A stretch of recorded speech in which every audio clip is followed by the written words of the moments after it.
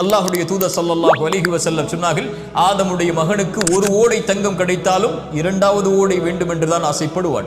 இரண்டாவது ஓடை கிடைத்தால் மூன்றாவது ஓடை தங்கம் வேண்டும் என்று ஆசைப்படுவான். அவனுடைய அந்த பேராசையை மண்ணை தவிர, மரணத்தை தவிர எதுவும் தடுத்து நிறுத்த முடியாது என்று அல்லாஹ்வுடைய தூதர் ஸல்லல்லாஹு அலைஹி வஸல்லம் சொன்னார்கள்.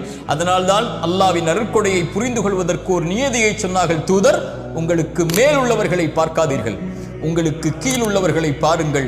அப்போதுதான் அல்லாஹ்வின் அருட்கொடையை நீங்கள் உணர்ந்து கொள்ள முடியும். அல்லாஹ்வுடைய தூதர் ஸல்லல்லாஹு அலைஹி வஸல்லம் சொன்னார்கள், அவன் வெற்றி அடைவான் யார்? அவன் அல்லாஹ்விற்கு கட்டுப்பட்டு, அல்லாஹ் ரப்புல் ஆலமீன் போதுமான வாழ்வாதாரத்தை அவனுக்கு கொடுத்து, அல்லாஹ் கொடுத்ததை கொண்டு குறைவுபடாமல் நிறைவோடு வாழக்கூடியவன் வெற்றி பெறுவான். அல்லாஹ்வுடைய தூதர் மேலும் சொன்னார்கள், அழகிய செய்தி.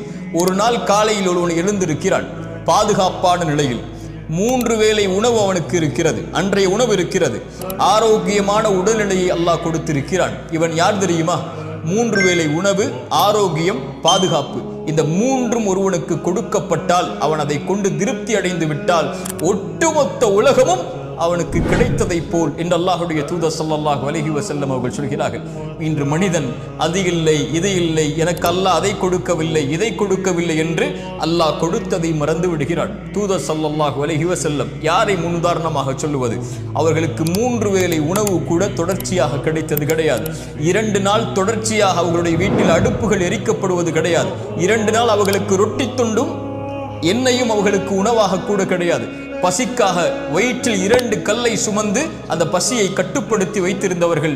அல்லாஹ்வுடைய தூதர் ஸல்லல்லாஹு அலைஹி வஸல்லமுடைய வாழ்க்கை இப்படி வறுமையிலும் ஏழ்மையிலும் பசியிலும் இருந்தாலும் இரவு ஆனால் சொல்லுவார்கள், யா அல்லாஹ், எனக்கு உணவளித்தாய் நன்றி, எனக்கு தண்ணீரை கொடுத்தாய் நன்றி, பாதுகாப்பை கொடுத்தாய் நன்றி.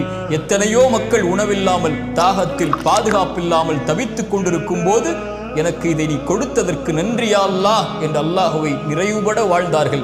எத்தனையோ கவலைகள் சூழப்பட்டது, எத்தனையோ பிரச்சனைகள் சூழப்பட்டது, எத்தனையோ போர்க்களங்கள் சூழப்பட்டது. ஆனால் திருப்தி அடைந்த உள்ளத்துடைய வாழ்வை அல்லாஹ்வுடைய தூதர் வாழ்ந்தார்கள். அவர்களைப் போல் மகிழ்வுற வாழ்ந்து மறைந்த ஒரு மனிதன் இந்த பூமியில் இல்லை. ஸல்லல்லாஹு அலைஹி வஸல்லம் அவர்கள் ஒரு அழகிய செய்தியை சொன்னார்கள், மனதில் வையுங்கள். எந்த ஒரு ஆத்துமாவும் இந்த உலகத்திலே மரணிக்காது, அல்லாஹ் கொடுத்த வாழ்வாதாரத்தை முழுமையாக்காமல். அல்லாஹ் ரப்புல் ஆலமீன் உங்களுக்கு கொடுக்க இருப்பதை அழகிய முறையில், அல்லாஹ் அனுமதித்த முறையில் தேடுங்கள். உங்களை பேராசை மிகைத்து அல்லாஹ் தடுத்த முறையில் ஒருபோதும் வாழ்வாதாரத்தை தேடிவிடாதீர்கள்.